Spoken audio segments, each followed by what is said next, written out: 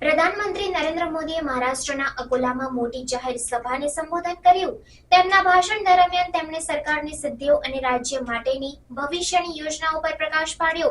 પ્રધાનમંત્રીના સંબોધનને શ્રોતાઓએ સારી રીતે સ્વીકાર્યું, જેમણે સરકારની પહેલ અને મહારાષ્ટ્રના વિકાસ માટેની દ્રષ્ટિ માટે તેમનો ટેકો વ્યક્ત કર્યો। ભારત માતા કી, ભારત માતા કી, भारत माता की जय भवानी, जय भवानी। अकोल्यातील माझ्या सर्व बंधू आणि भगिनींना माझा नमस्कार। भगवान राजराजेश्वर बरसी टाकलीची कालिका देवी, अकोटचे नंदिकेश्वर, बालापूरची बालादेवी, पातूरची रेणुका देवी, काटेपूर्णाची ढगादेवी यांना मी कोटी कोटी वंदन करतो। मैं संत गजानन महाराज जी को शीश झुकाकर नमन करता हूं। विदर्भ का आशीर्वाद हमेशा मेरे लिए खास रहा है। अब एक बार फिर मैं विधानसभा चुनाव में महायुति के लिए आपसे आशीर्वाद मांगने आया हूं।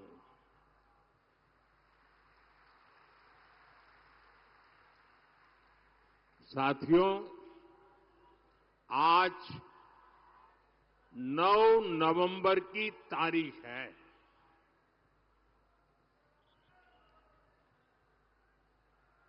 और ये 9 नवंबर की तारीख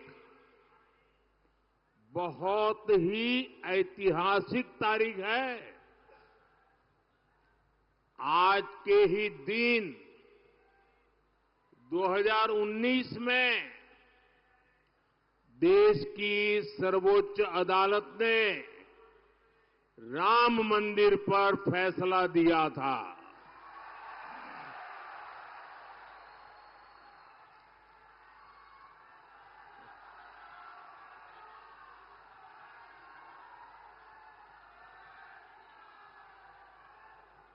नौ नवंबर की ये तारीख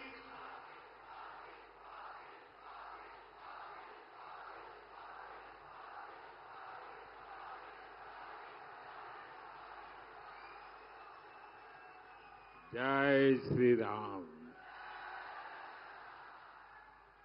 9 नवंबर की ये तारीख इसलिए भी याद रखी जाएगी क्योंकि सुप्रीम कोर्ट के फैसले के बाद हर धर्म के लोगों ने बहुत ही संवेदनशीलता का परिचय दिया। राष्ट्र प्रथम की यही भावना भारत की बहुत बड़ी ताकत है। साथियों, 2014 से 2024 ये 10 वर्ष महाराष्ट्र ने बीजेपी को लगातार दिल खोलकर आशीर्वाद दिया है।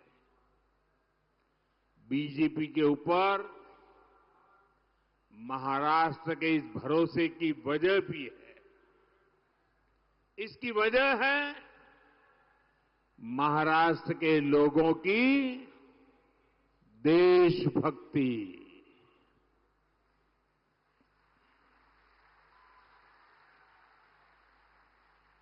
और महाराष्ट्र के लोगों की राजनीतिक समझ और महाराष्ट्र के लोगों की दूरदृष्टि।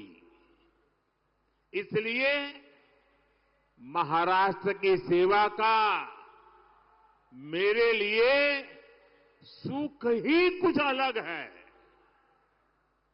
अभी केंद्र में हमारी सरकार को 5 महीने ही हुए हैं। इन 5 महीनों में लाखों करोड़ रुपए की परियोजनाएं शुरू की गई है। इसमें बड़ी संख्या में महाराष्ट्र से जुड़े इंफ्रास्ट्रक्चर प्रोजेक्ट भी हैं। मैंने अभी कुछ ही समय पहले जिस वाढवण पोर्ट की आधारशिला रखी है, अकेले उसकी लागत ही करीब करीब 80,000 करोड़ रुपए है। और महाराष्ट्र में बनने वाला ये पोर्ट हिंदुस्तान का सबसे बड़ा पोर्ट बनने वाला है। आज हिंदुस्तान के सभी बंदरगाह की कुल ताकत जो है, उससे डबल ताकत अकेले ये महाराष्ट्र में वाढवण में बनने वाले नए बंदरगाह की होने वाली है। पिछले 2 कार्यकाल में मोदी ने गरीबों को 4 करोड़ पक्के घर बनाकर दिए हैं। आप बताएंगे कितने? कितने? जरा जोर से बोलिए। ये 4 करोड़ घर आंकड़ा बहुत बड़ा है। इतना ही नहीं, उस समय जो लक्ष्य था वो पूरा कर दिया, लेकिन बाद में कुछ राज्यों ने, मुख्यमंत्रियों ने चिट्ठी लिखी कि परिवार बड़े हो रहे हैं, नए लोग परिवार के अलग अलग घरों में रहने जा रहे हैं, हमारे इलाके में कुछ और घरों की जरूरत है। हमने ये बात मान करके अब गरीबों के लिए 3 करोड़ नए घर बनाने शुरुआत कर दी है। और इससे महाराष्ट्र के भी लाखों गरीबों को पक्के घर का सपना पूरा होगा। अब आप मुझे बताइए, ये जिन लोगों को पक्के घर मिल रहे हैं, वो आशीर्वाद देंगे कि नहीं देंगे? जरा बोलिए ना, आशीर्वाद देंगे कि नहीं देंगे? ये पवित्र काम करने से पुण्य मिलता है कि नहीं मिलता है? ये पुण्य किसको मिलेगा? ये पुण्य किसको मिलेगा? अरे पूरी ताकत से बताओ भाई, पुण्य किसको मिलेगा? मोदी को नहीं, ये पुण्य आपको मिलेगा, क्योंकि आपके एक वोट ने मोदी को गरीबों के लिए घर बनाने का मौका दिया है। और इसलिए पुण्य के अधिकारी आप हैं। अच्छा, मेरा एक काम करोगे? अकोला के लोग जरा पूरी ताकत से बताओ, मेरा एक काम करोगे? शाबाश, बड़ा जोर है भाई।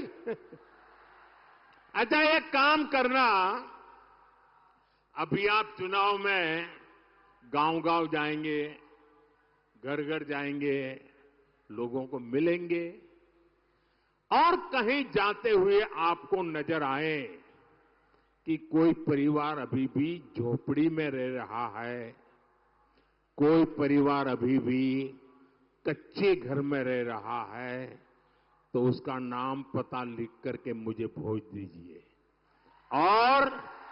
और उसको बता दीजिए कि मोदी जी ने मुझे भेजा है, तुझे पक्का घर मिलेगा, ये वादा करके आओगे मेरी तरफ से। देखिए, मेरे लिए आप ही मोदी हैं, तो वादा कर दोगे? आप वादा करके आइए, मैं वादा पूरा कर दूंगा।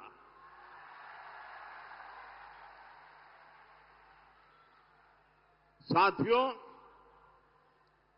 चुनाव के समय मैंने 70 वर्ष से अधिक उम्र के बुजुर्गों को मुफ्त इलाज की गारंटी देने का वादा किया था। हमारी सरकार ने सीनियर सिटीजन्स, बुजुर्गों की सेवा के लिए ये योजना लॉन्च कर दी है। 70 साल से ऊपर के बुजुर्गों को वय वंदना आयुष्मान कार्ड मिलने शुरू हो गए हैं। सबका साथ, सबका विकास की भावना के साथ ही इस योजना का लाभ हर वर्ग, हर समाज, हर धर्म के बुजुर्गों को मिलेगा। आपके परिवार में भी जो 70 साल के ऊपर के हैं, उनकी बीमारी के खर्च की चिंता आप मत करना, उनका ये बेटा करेगा। साथियों, कांग्रेस और अघाड़ी वालों ने महाराष्ट्र के लोगों की जिस मांग को दशकों तक पूरा नहीं होने दिया,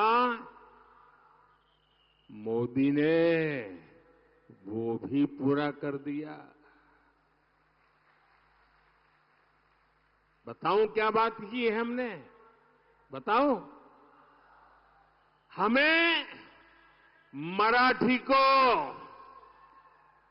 अभिजात भाषा का दर्जा देने का सौभाग्य मिला है। मराठी को वो सम्मान मिला है जिससे पूरे महाराष्ट्र का गौरव जुड़ा है। केंद्र में एनडीए सरकार तेज गति से चल रही है। उतनी ही तेज गति वाली महायुति सरकार मुझे फिर से यहां महाराष्ट्र में चाहिए। और इसलिए मैं आज आपके पास आशीर्वाद मांगने आया हूं। मिलेगा ना? पक्का मिलेगा ना? हर बूथ में से मिलेगा, हर गांव से मिलेगा, हर मोहल्ले से मिलेगा। और इसलिए पूरे महाराष्ट्र में आज गूंज रहा है, भाजपा महायुति आहे तर गती आहे, महाराष्ट्राची प्रगति आहे। साथियों, महायुति सरकार के अगले 5 वर्ष कैसे होंगे, इसकी एक झलक महायुति के वचननामे में भी दिख रही है। महिलाओं की सुरक्षा और महिलाओं के लिए अवसर, माझी लाड़की बहन योजना का विस्तार,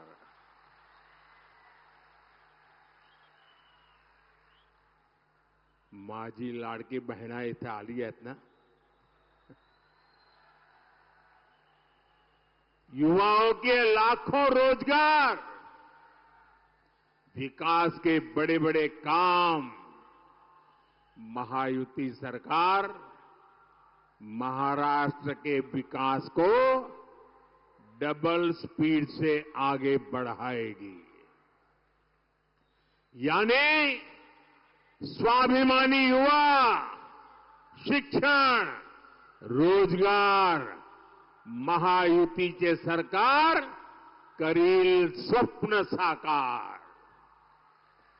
साथियों, महायुति के घोषणा पत्र के बीच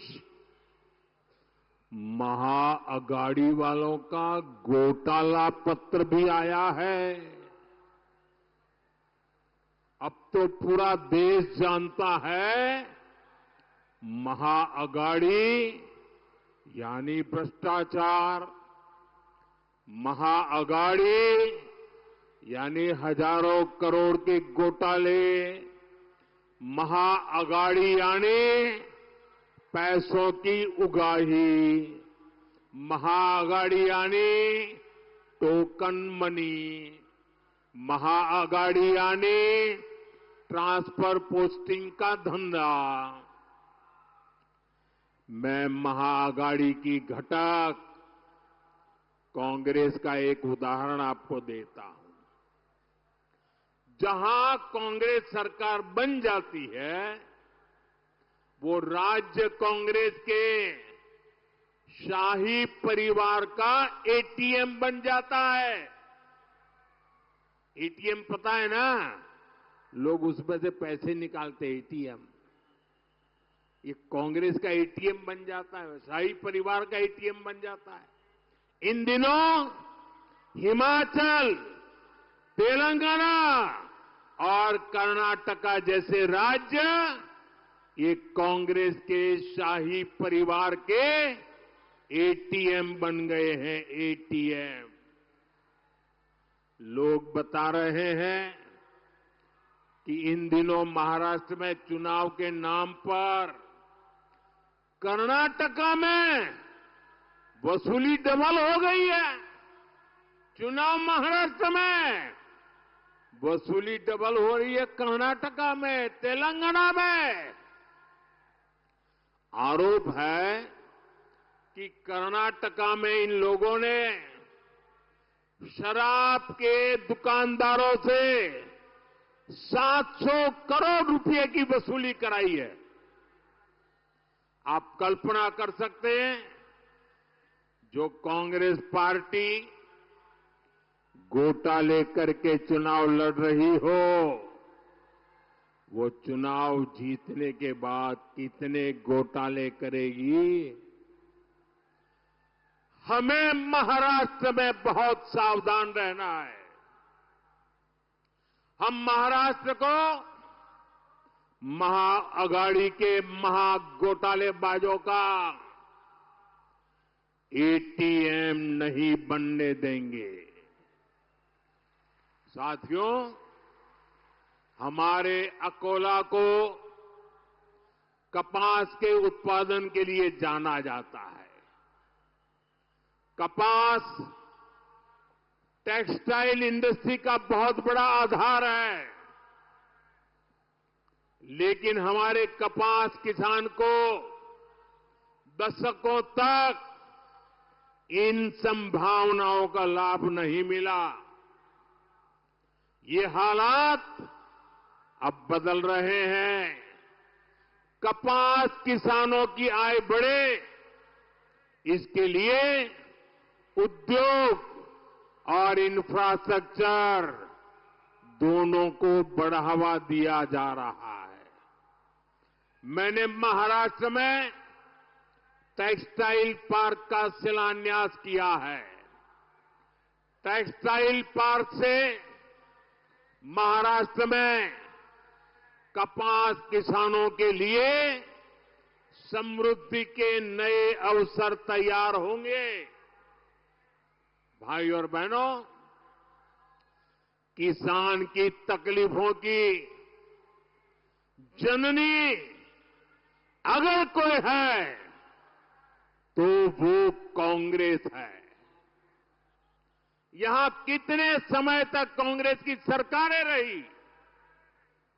महाराष्ट्र और विदर्भ में पानी का संकट गहराता गया, लेकिन कांग्रेस और उसके साथियों की सरकारों ने क्या किया? वो आंख मूंदकर अपनी जेब भरने में लगे रहे।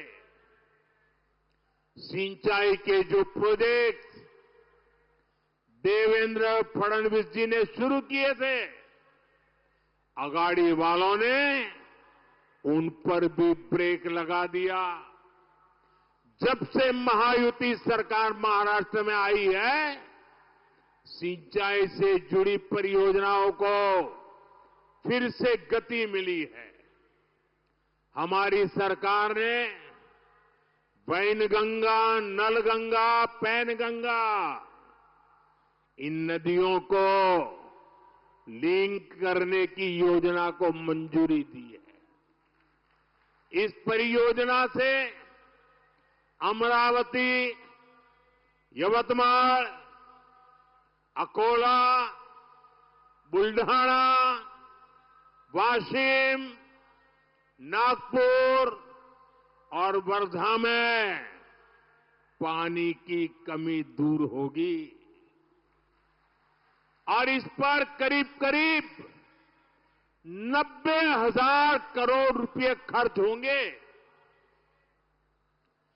नदियां आपस में जुड़े, कहीं बाढ़ और कहीं सूखा, ये समस्या खत्म हो, इसके लिए हमारी सरकार ने हजारों करोड़ रुपए दिए हैं। इससे महाराष्ट्र के इस भाग में पानी की समस्या दूर होगी और उत्पादन बेहतर होगा। हम किसानों को कम पानी का उपयोग कर सिंचाई करने के लिए भी प्रेरित कर रहे हैं। पीएम कृषि सिंचाई योजना के तहत महाराष्ट्र में सूक्ष्म सिंचाई कवरेज को 10 लाख हेक्टेयर तक बढ़ाया गया है, जिसका मकसद है पर ड्रॉप मोर क्रॉप। साथियों, हमारा संकल्प है किसान खुद इतना सशक्त हो कि वो देश की प्रगति का नायक बनकर उभरे। इसलिए हम किसान की आय बढ़ा रहे हैं और खर्चे कम कर रहे हैं। हमने पीएम किसान सम्मान निधि शुरू की। महायुति सरकार ने उसमें अपना भी सहयोग किया। इसका परिणाम है कि महाराष्ट्र के किसानों को सालाना 12,000 रुपये मिल रहे हैं। कपास और सोयाबीन किसान को अलग से 5-5 हजार रुपये अतिरिक्त दिए जा रहे हैं। हम किसानों को फसल के नुकसान से बचाने के लिए फसल बीमा योजना लेकर आए हैं।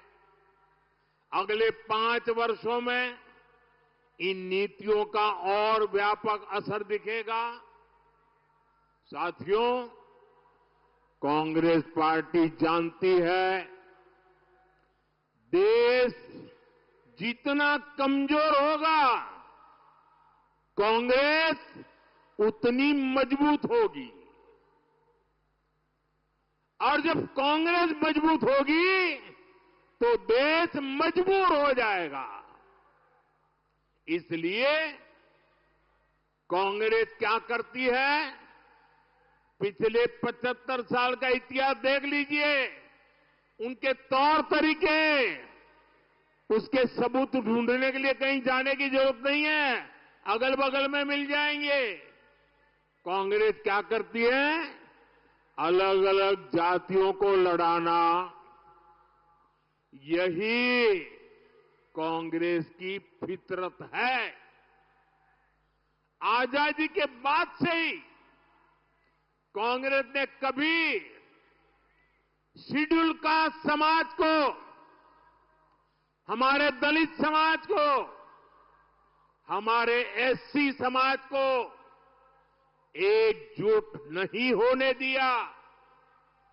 कांग्रेस ने हमारे जनजातीय समूह, हमारे आदिवासी समाज, हमारे एसटी समाज को भी अलग अलग जातियों में बांट कर रखा। कांग्रेस ने ओबीसी नाम सुनते ही कांग्रेस चिढ़ जाती है और ओबीसी समाज की भी अलग से पहचान न बने, इसलिए कांग्रेस ने भांति भांति के खेल खेले हैं। कांग्रेस चाहती है एससी समाज की अलग अलग जातियां आपस में ही लड़ती रहे, झगड़ा करती रहे।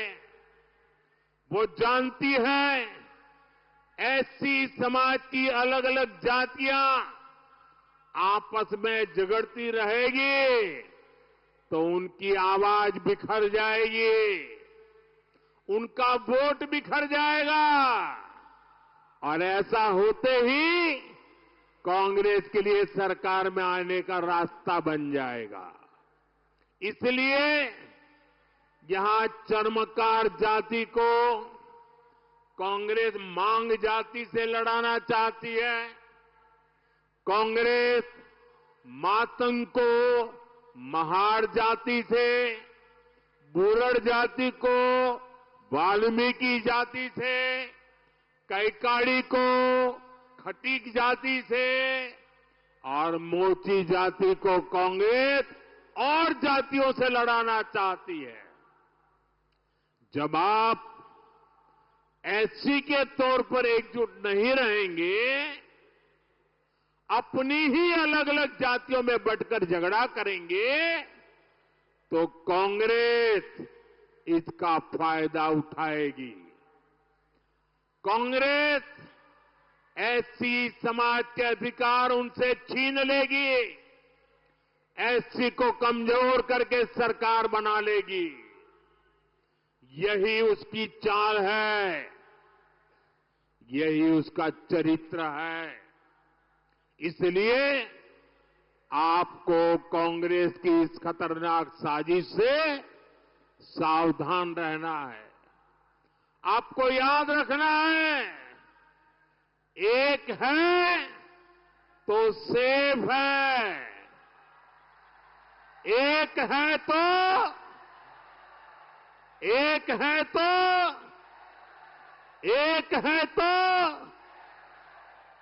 साथियों, मैं आज महाराष्ट्र की धरती से हरियाणा के अपने भाई बहनों का विशेष आभार व्यक्त करना चाहता हूं।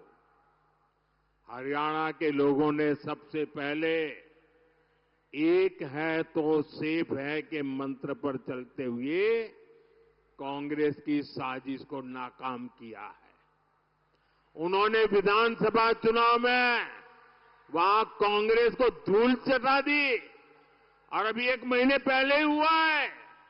वहां के लोग भूले नहीं हैं कि कैसे कांग्रेस सरकार के समय दलितों के खिलाफ बड़े बड़े दंगे हुए थे। उन दंगों में दलितों को बेरहमी से मारा गया था और कांग्रेस दलितों को मारने वालों के साथ खड़ी थी। यही कांग्रेस और उसके साथियों का असली चेहरा है। साथियों, कांग्रेस ने बाबा साहब आंबेडकर के साथ जो किया, जो आज कर रही है, वो भी सबको जानना जरूरी है। नेहरू जी से लेकर आज तक कांग्रेस के शीर्ष परिवार ने बाबा साहब आंबेडकर को बार बार अपमानित किया है। कांग्रेस के समय बाबा साहब आंबेडकर के किसी भी बड़े काम का श्रेय कभी भी बाबा साहब को देने नहीं दिया। आज देखिए, जो बड़े बड़े डैम हैं, बड़ी बड़ी नदी जल परियोजनाएं हैं, इसमें सबसे बड़ी भूमिका जब बाबा साहब केंद्र में मंत्री थे, बाबा साहब आम्बेडकर की रही, लेकिन इसका श्रेय बाबा साहब को नहीं, कांग्रेस के एक परिवार ने हड़प लिया, उनके ही नाम सब कर दिया। देश के पहले कानून मंत्री के रूप में बाबा साहब आम्बेडकर ने देश के लिए अनेकों बड़े निर्णय किए, लेकिन कांग्रेस ने ये श्रेय भी बाबा साहब को कभी नहीं दिया। कांग्रेस के लोग बाबा साहब से इसलिए भी नफरत करते हैं क्योंकि संविधान निर्माण का श्रेय बाबा साहब को जाता है। कांग्रेस ने छल कपट से चुनाव में बाबा साहब को हरवाया, देश के एक महान नेता की राजनीति खत्म कर दी। क्यों? क्योंकि बाबा साहब दलित मां के बेटे थे। बाबा साहब को भारत रत्न भी तब मिला जब केंद्र में बीजेपी के समर्थन से सरकार बनी। साथियों, मेरे लिए बाबा साहब आम्बेडकर, उनकी नीतियां हमेशा प्रेरक रही है, सदा सर्वदा पूजनीय रही है। हमारी सरकार ने बाबा साहब के योगदान को देश दुनिया के सामने प्रखरता से रखा है। देश विदेश में बाबा साहब जहां जहां रहे, हमने उन उत्थानों को, उन सभी स्थानों को पंच तीर्थ के रूप में विकसित किया है। महू में उनका जन्म स्थान, नागपुर में दीक्षा भूमि, मुंबई की चैत्य भूमि, दिल्ली में जहां उन्होंने अपना अंतिम समय बिताया, और लंदन में आम्बेडकर मेमोरियल होम, ये पंचतीर्थ आने वाली पीढ़ियों को प्रेरित करते रहेंगे। और साथियों, मैं आज अकोला की धरती से इस शाही परिवार को चुनौती देता हूं। 75 साल हो गए, उनकी 4 पीढ़ियों ने देश पर राज किया है, लेकिन इस परिवार ने अगर इन पंच तीर्थों की मुलाकात की हो, बाबा साहब को श्रद्धांजलि दी हो, तो जरा देश के सामने रखें। ये मोदी है जो पंच तीर्थ पर जाकर के बाबा साहब को नमन करके आया है। अरे दिल्ली में बाबा साहब के तीर्थ पर ये शाही परिवार का एक भी सदस्य अब तक गया नहीं है। ये इनके कारनामे है। इतना ही नहीं, देश अब दुनिया पूरी नई करेंसी में चली जा रही है। एक जमाना था चमड़े की नोटें हुआ करती थी, उसके पहले कभी पत्थर की हुआ करती थी, बाद में कभी तांबे की करेंसी होती थी, यानी अलग अलग प्रकार की होती थी। फिर कागज की करेंसी आई, अब डिजिटल करेंसी चल रही है, यूपीआई। अपने मोबाइल से पेमेंट लो, मोबाइल से पैसे दो। आपको मालूम है हमने इसका नाम क्या रखा है? ये मोदी है, जिसकी बाबा साहब के प्रति श्रद्धा है, इसलिए उस पूरी करेंसी का नाम भीम यूपीआई रखा गया है, भीम यूपीआई। और भविष्य में जब भी 100% डिजिटल ट्रांजैक्शन हो जाएगा ना, हर बच्चा हर दिन भीम यूपीआई को याद करेगा, बाबा साहब को याद करेगा। ये काम मोदी ने कर दिया है। साथियों, इन दिनों पूरा देश एक और संवेदनशील विषय को लेकर चिंतित है। जम्मू कश्मीर विधानसभा में कांग्रेस और उसके साथियों ने आर्टिकल 370 को फिर से बहाल करने का प्रस्ताव पास किया है। आप मुझे बताइए, मैं आपसे पूछना चाहता हूं, क्या इस देश में फिर से जम्मू कश्मीर में 370 लागू होनी चाहिए? पूरी ताकत से बोलिए ताकि कांग्रेस वालों के कान फट जाए।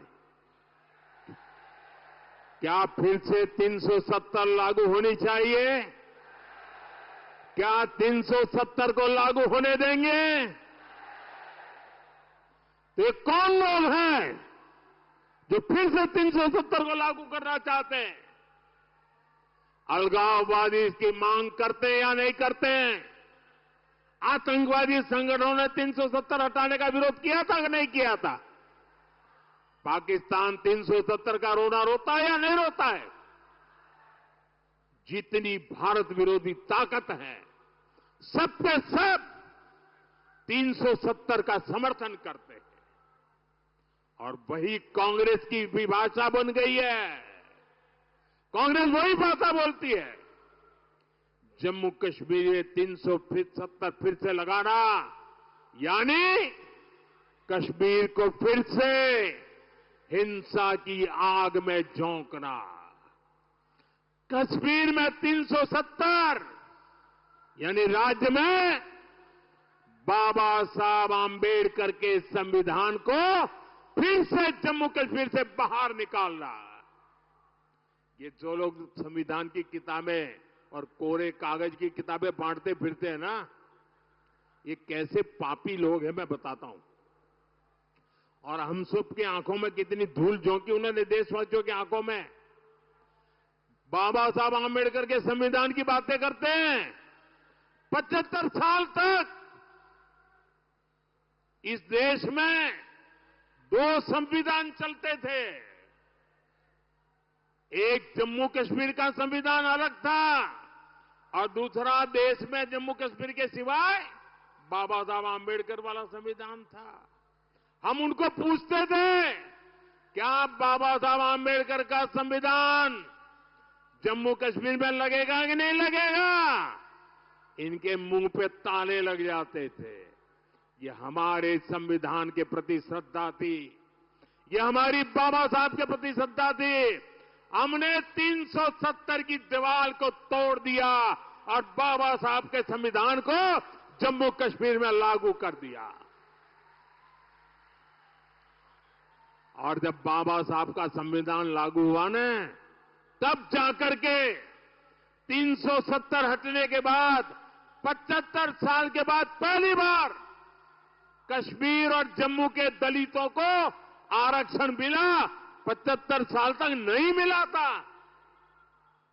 उनको संवैधानिक अधिकार नहीं मिले थे, पहली बार मिले। कांग्रेस फिर से कश्मीर को दशकों पीछे धकेलना चाहती। कांग्रेस जानती है इसी 370 की वजह से कश्मीरी हिंदुओं को अपना घर छोड़कर भागना पड़ा था। ये जम्मू कश्मीर के दलितों और पिछड़ों का अधिकार छीनना चाहती है और यहां महाराष्ट्र में आकर दलितों पिछड़ों से वोट भी मांग रहे हैं। साथियों, 20 नवंबर को महाराष्ट्र के साथ साथ आपको देश के भी भविष्य को दिशा देने का मौका मिलेगा। आपको विकास को चुनना है, आपको शांति को समर्थन देना है, आपको सुरक्षा को चुनना है। मेरा आग्रह है, आप महायुति के सभी उम्मीदवारों को भारी बहुमत से जिताइए। हम मिलकर समृद्ध महाराष्ट्र और विकसित भारत का सपना पूरा करेंगे। आप यहां इतनी बड़ी तादाद में आए और मैं देख रहा था, मैं यहां बोल रहा था, वहां पूरा एक भीड़ की भीड़ चली आ रही अभी भी। ये प्यार, ये आशीर्वाद, और मैंने कल 2 रैली देखी, आज तीसरी रैली देख रहा हूं। कोई सर्वे वर्वे काम नहीं आने वाला, ये विजय का विश्वास नजर आ रहा है।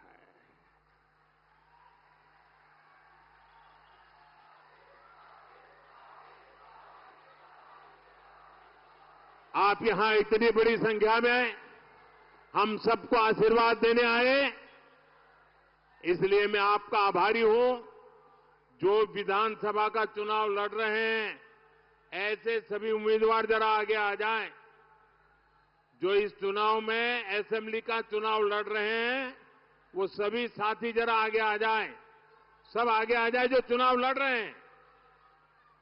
इस जिले में लड़ते हो, किसी और जिले में लड़ते हो, जो भी लड़ते हो, मैं जरा आपके पास आता हूं। उसके बाद आप सबको मेरा बहुत बहुत धन्यवाद। बोलिए भारत माता की, भारत माता की।